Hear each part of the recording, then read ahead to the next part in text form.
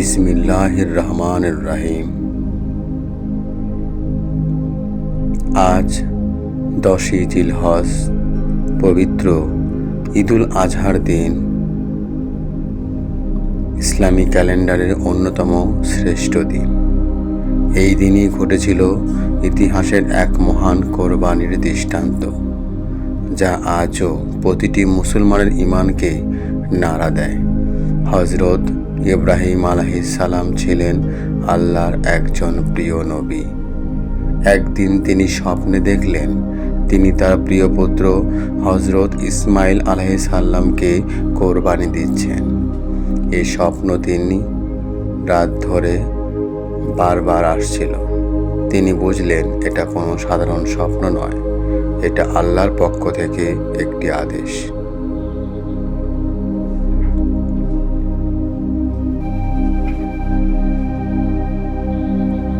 তিনি এই কঠিন আদেশ পালন করতে দ্বিধা করেননি।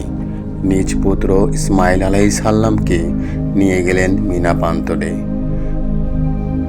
ইসমাইল আলাইহিস সালাম তখনও শিশু, কিন্তু তিনি বললেন, আব্বাজান, আপনি যা আদেশ পেয়েছেন তা পালন করুন। ইনশাআল্লাহ আপনি আমাকে সবরকারীদের অন্তর্ভুক্ত পাবেন। সূরা আস-সাফফাত আয়াত 102।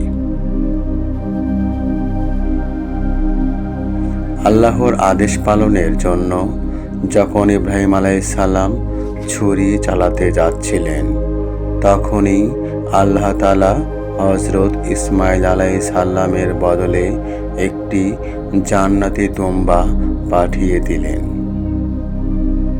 এই কুরবানি আজকে আমাদের জন্য ওয়াজিব করা হয়েছে। এই দিনেই মুসলিমরা পশু কুরবানি করে আল্লাহর সন্তুষ্টি অর্জনের চেষ্টা করে।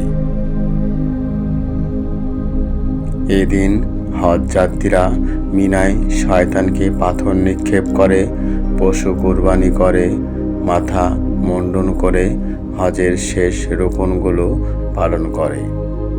এই দিনটি শুধু পশু জবাইয়ের নয়, বরং নিজের নফসকে কোরবানি করার, আল্লাহর জন্য আত্মত্যাগের শিক্ষা নেওয়ার দিন।